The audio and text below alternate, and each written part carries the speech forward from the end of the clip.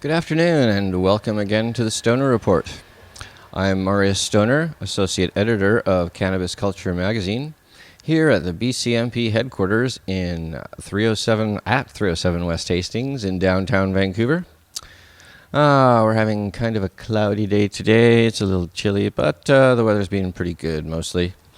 We have about 2 weeks for Mark's sentence to be over. We're not sure how long they're going to hold him in the States or how long they're going to take to process him in Canada, but hopefully it won't be too terribly long.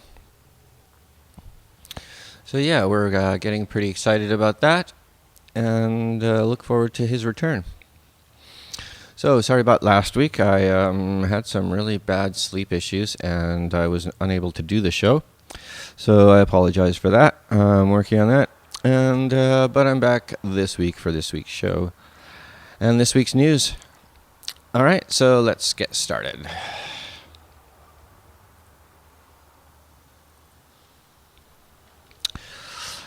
Vancouver Minister of Parliament claims Liberal Party promoting marijuana to kids. A little loud there for you, sorry. Election-style attack flyer full of misleading statements. In an election-style flyer mailed to her constituents, Vancouver South Conservative MP Y. Young claims Liberal leader Justin Trudeau is promoting marijuana to children. The flyer also features a photo of a young person who is about to light a joint and says Liberal policies would make it easier for children to smoke pot. In the flyer, the Conservative Party claims the Liberal policy of legalizing and deregulating marijuana will make it easier to access cannabis. But the Liberal Party policy on marijuana says it will take special steps to educate and promote awareness of the health risks of marijuana use among youth. The Liberal Party says the flyer is riddled with misleading information. Vancouver South Riding Association President Stuart McGillivray says there's no truth to the Conservative claim. Justin Trudeau has been extremely clear that we don't want our children more easily able to access this, and that it does have harmful effects in many cases, he said. I think Wei Young knows that, so I wish she would act a bit more maturely on the issue.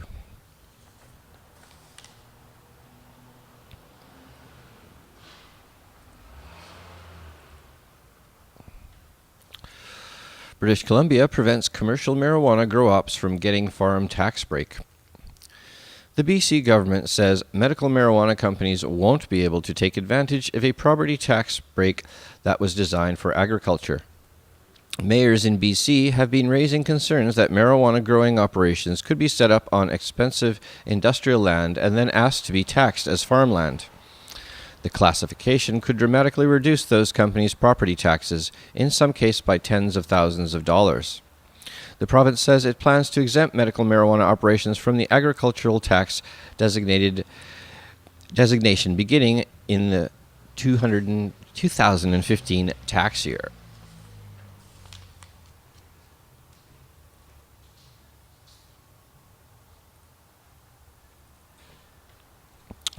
Vancouver Police Department raid East Van medical marijuana dispensary. Vancouver police are cracking down on an East Vancouver marijuana dispensary they believe is operating in an unsafe manner. Officers executed a search warrant Monday morning at Weeds Glass and Gifts at 2580 Kingsway in relation to an ongoing drug investigation, said police. Police said they will recommend charges and may also recommend seizure of assets under civil forfeiture laws. They did not elaborate on the potential charges or the alleged safety issues, but a weed spokesman said the shop landed on police radar because someone told the cops they had a grow-op on the premises. It wasn't a grow-op, said Brian Harris. We had plants here, but we weren't growing them to full maturity.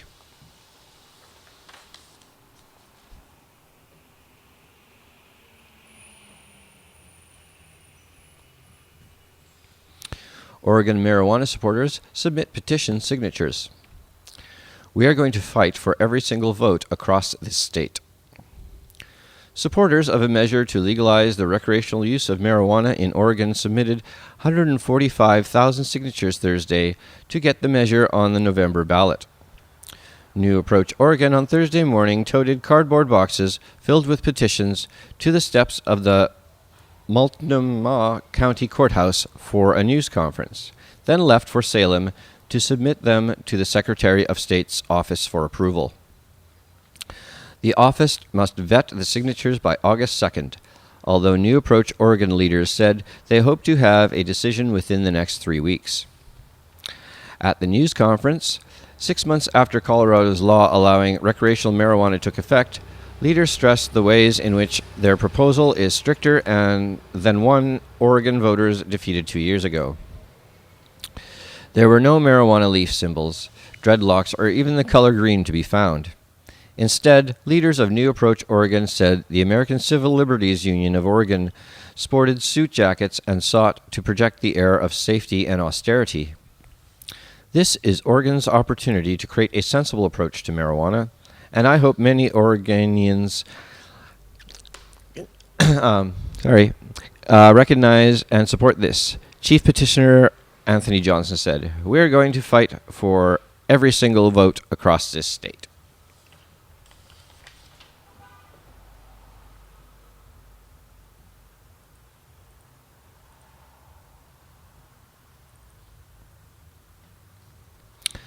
Pot possession arrests skyrocket in West Virginia community. Marijuana is legal for recreational use in 2 states and for medical use in nearly 24 others. But that hasn't kept some law enforcement officials from taking a hard line against its use and cultivation. Washington Post senior editor Mark Fisher filed this dispatch on the drug war from Hancock County, West Virginia, where arrests for marijuana possession have soared. One drug enforcement agent called the area ground zero for the drug war, given its location between Pittsburgh and the Midwest. Fisher examines the reasons for the high arrest rate, which include the view of among some law enforcement officials that marijuana is a gateway to harder drugs. Another factor, federal funding that some officials see as an incentive to push for higher arrest rates.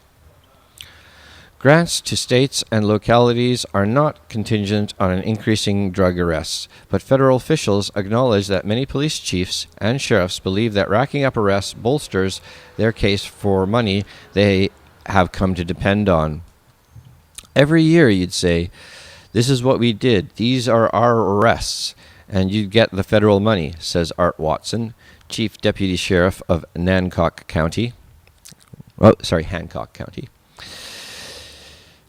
The sheriff's office uses grant money to fund one of the 2 deputies it assigns to the drug task force and to pay overtime to officers. Denise O'Donnell, who runs the Federal Bureau of Justice Assistance, which administers the Byrne grants, says her agency examining whether the program is somehow incentivizing agencies to make more low-level arrests.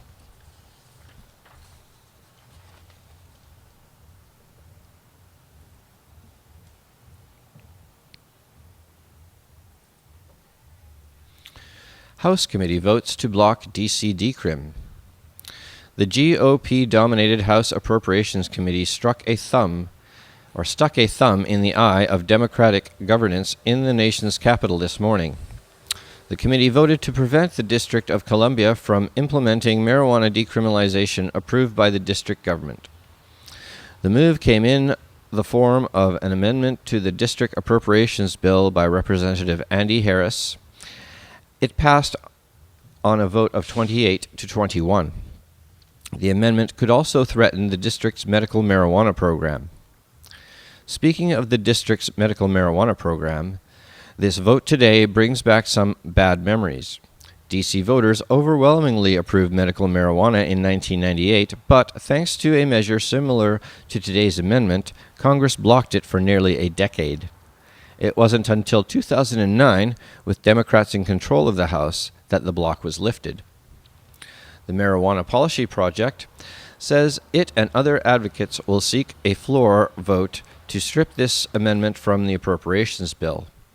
It would seem to go against the spirit of a House that less than a month ago voted to prevent the Justice Department from enforcing federal marijuana laws against patients and providers in compliance with state medical marijuana laws.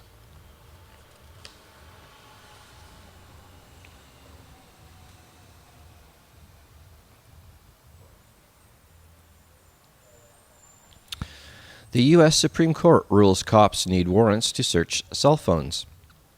In an unusual unanimous decision, the U.S. Supreme Court Wednesday ruled that police in almost all cases must obtain a search warrant before searching cell phones or other mobile devices. The ruling brings huge amounts of data Americans store on cell phones, smartphones, and other mobile devices under the umbrella of constitutional privacy protections. The decision came in two cases, one involving a drug bust and the other a weapons charge. The two cases were consolidated by the court's opinion in Riley v. California. In ruling in favor of Americans' privacy, the High Court rejected law enforcement arguments that cell phone searches did not require a warrant under an exemption that allows police to search the contents of arrested people's pockets to ensure that they are not armed or do not destroy evidence. While that may be convenient for law enforcement, the court held constitutional rights trump convenience. The court was clearly aware that modern handheld devices contain both the quality and quantity of information deserving protection as much as that afforded to people's personal property and effects in their homes.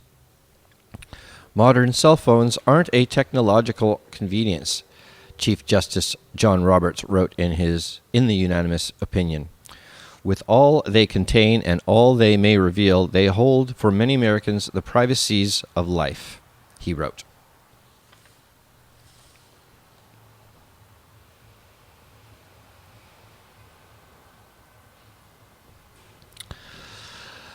Pope Francis says don't legalize drugs. Pontiff says attempts to legalize recreational drugs are legally questionable and fail to produce the desired effects. Pope Francis has demonstrated that there are limits to his modernizing fervor as he warned against moves to legalize recreational drugs.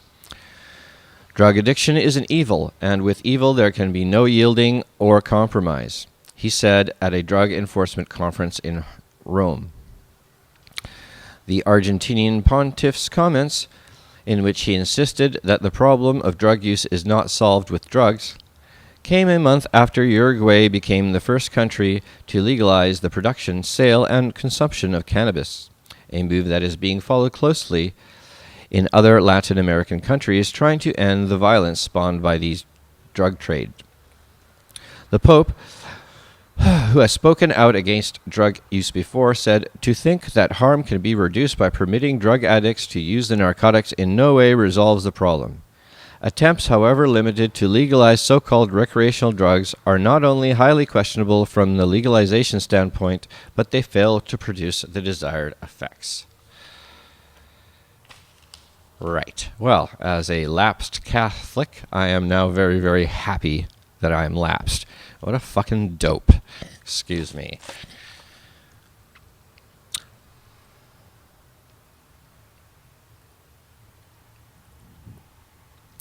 And finally, yesterday was a global day of action. More than 80 cities to protest the drug war. Citizens take to the streets on June 26 to protest current drug policies and call for an end to the senseless criminalization of drug users. Thousands of activists will take to the streets in more than 80 cities on June 26 to fight harmful drug laws that have caused health crisis, instability, mass incarceration around the world. Mass demonstration and other actions are planned in New York, London, Paris, Warsaw, Mexico City, Kathmandu, Rome, Phnom Penh, Tbilisi, Kuala Lumpur, Moscow, and more than 70 other cities. Are those real cities? I'm sure they are. The actions include peaceful demonstrations, street performances, public meetings and workshops, social media campaigns, and advertisements on public transportations and billboards. The events are scheduled for June 26, which is United Nations International Day Against Drug Abuse and Illicit Trafficking. The UN Anti-Drugs Day is used by many governments to justify violent crackdowns and promote harsh punishments. It has even been marked with public executions and beatings of drug offenders in some countries. The support Don't Punish Global Day of Action seeks to reclaim this day and promote a more effective and humane approach to drugs that is based on public health and human rights. The campaign was organized by a coalition of NGOs calling on governments to put an end to the expensive and counterproductive war on drugs. According to estimates, the drug war costs in excess of $100 billion annually to enforce and has failed to diminish drug markets or reduce use.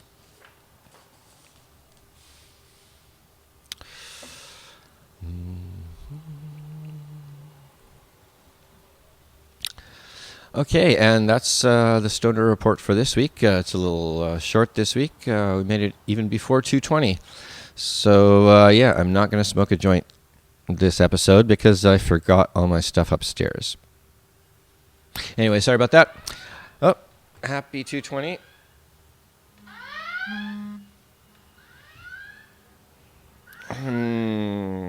Try to shut this off. There we go. So thanks again for joining me. Mark should be back in a few weeks, and we're so excited for that. Don't forget to tune in at 4 for Jeremiah's show, and we got lots of other shows on Pot TV. We have The Glass Show with Redbeard Saturdays, and Jody's show usually comes on Thursday or Friday. It's pre-taped. Don't forget Marijuana Man's show from Under the Influence, which is on Wednesdays at 4. And there's all sorts of Vapor Central stuff, too. So, I'm Marius Stoner. Thanks for joining me. I'll see you next week. Oh, yeah. Don't forget pot's most advanced plant on the planet, and we're going to use it to save ourselves and save the world. Okay, until then, take care.